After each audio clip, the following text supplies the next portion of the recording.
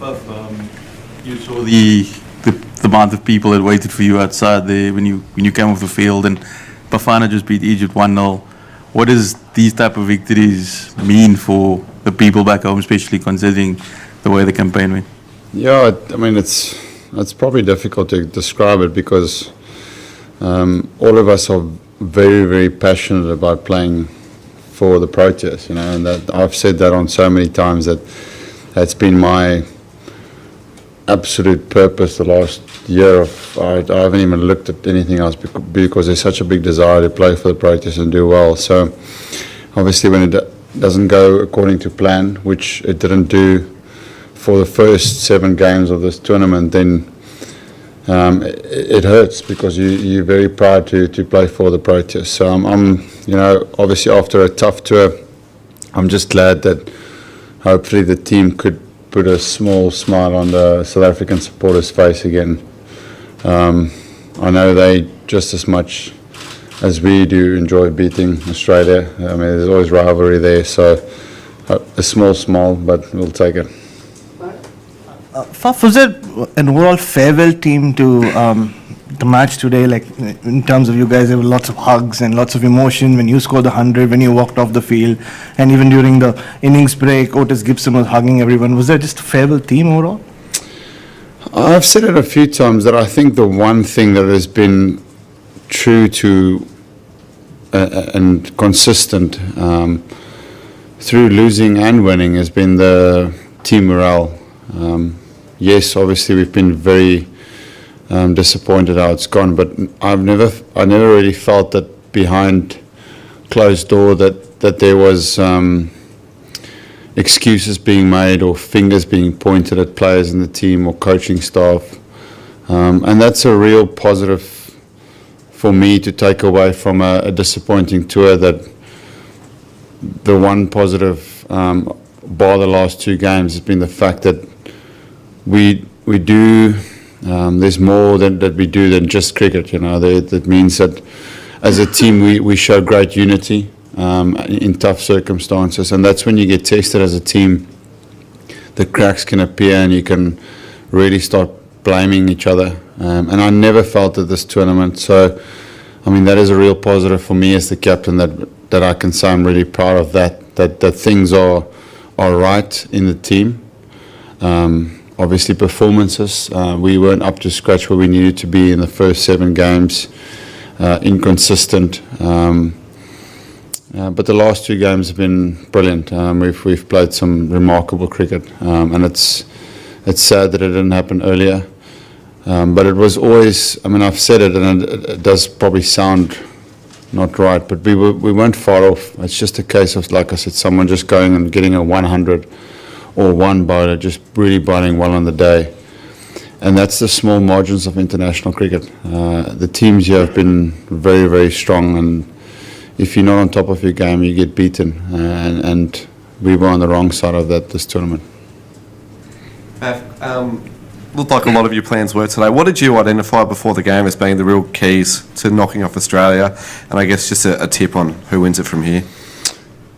Yeah, it's just always for me, when you play Australia, you need to be up for the fight, you know, you need up for the challenge. It is a team that if you slightly off in terms of being up for the fight, they will believe, and that is a fact. They've shown that on a lot of occasions. So that's always my message when we play against Australia, is make sure that you are there to, you know, look your opposition in the eye and fight for your country. It doesn't mean abuse, but it's just that presence that you have, and I think it brings the best out of all of us as a team, because we've probably played our best cricket the last 2 years against Australia, you know, because we do raise our intensity a little bit more, which should be there for all games.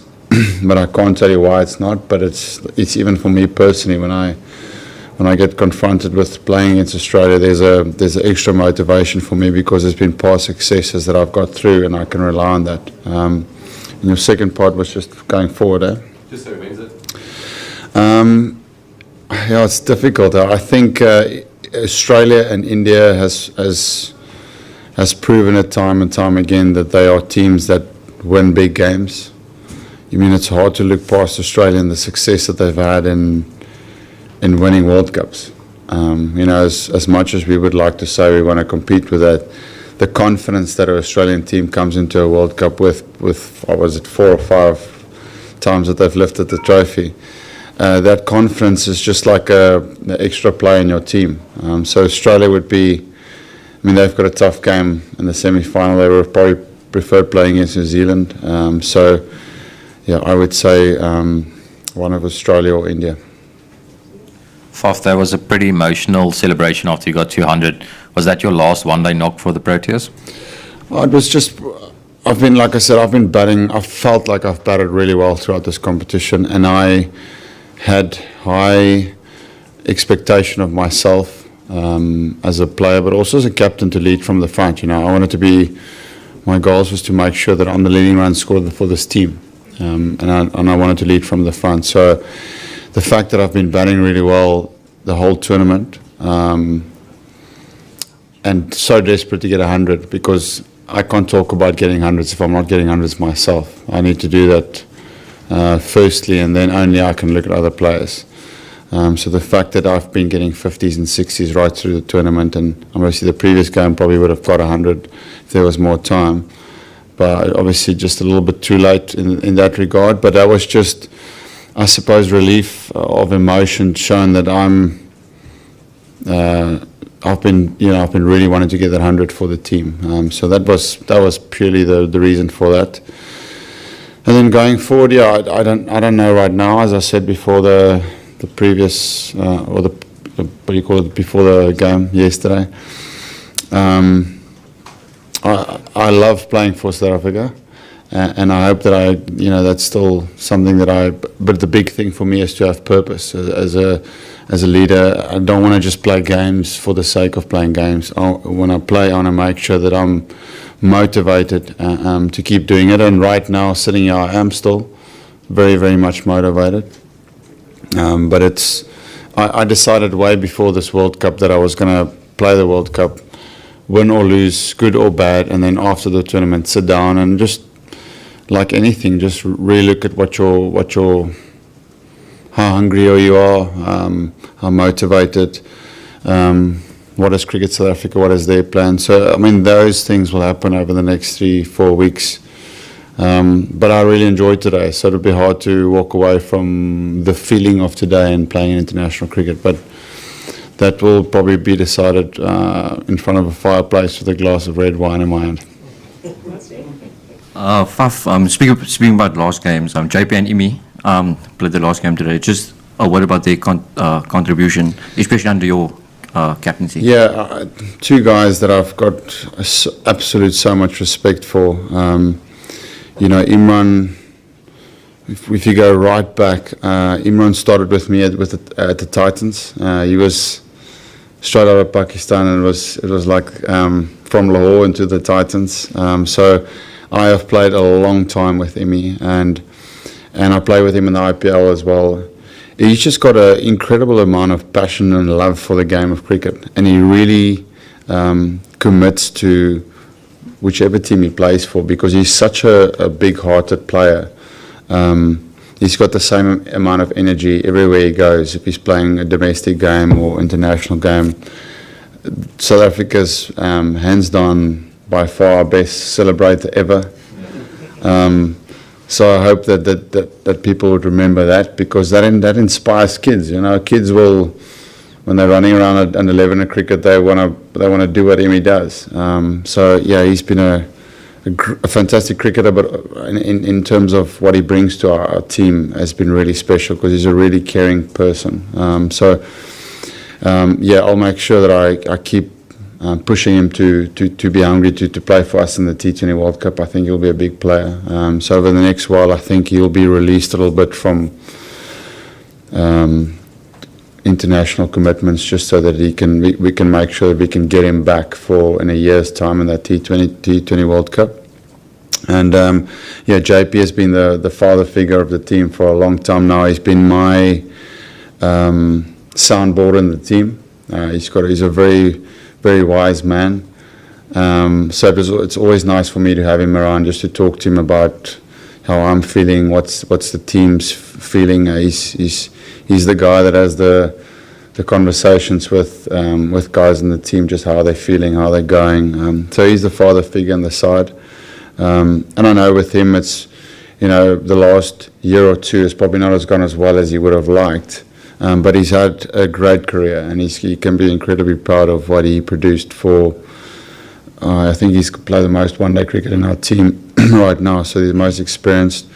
So I wish him well for what lies ahead. I'm sure it will be in cricket.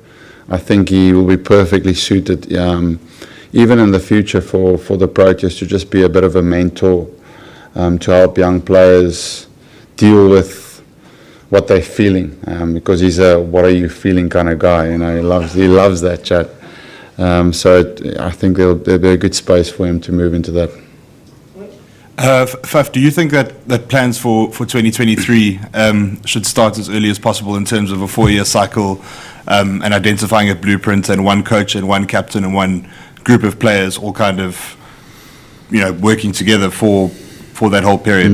Is that something we should be doing? I think in a perfect world, yes. Obviously 2 guys are retiring, but maybe 1 or 2 more guys are a little bit older now.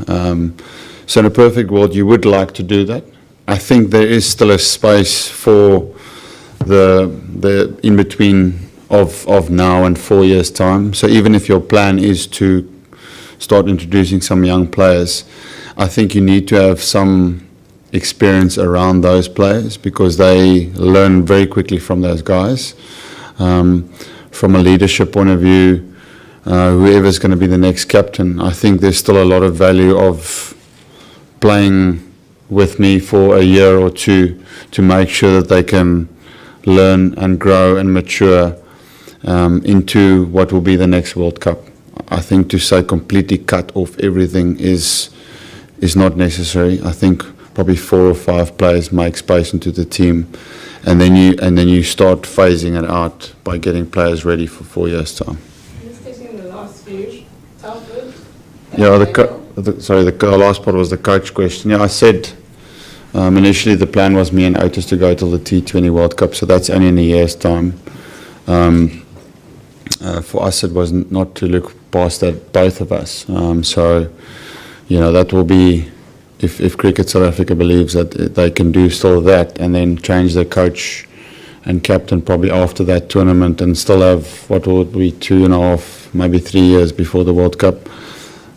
That's also a possibility. But I don't have idea what their thinking is. So I haven't had conversations with anyone back home. So I assume that all of that stuff will fall onto my plate after this. Yeah, just a word about Rassie's innings today and the form he's shown at this tournament. He's had to wait a long time for his chance on the international stage. What was it like batting with him today? Yeah, I mentioned in a post-match with Mark Nicholas that he asked me the same question. I said that today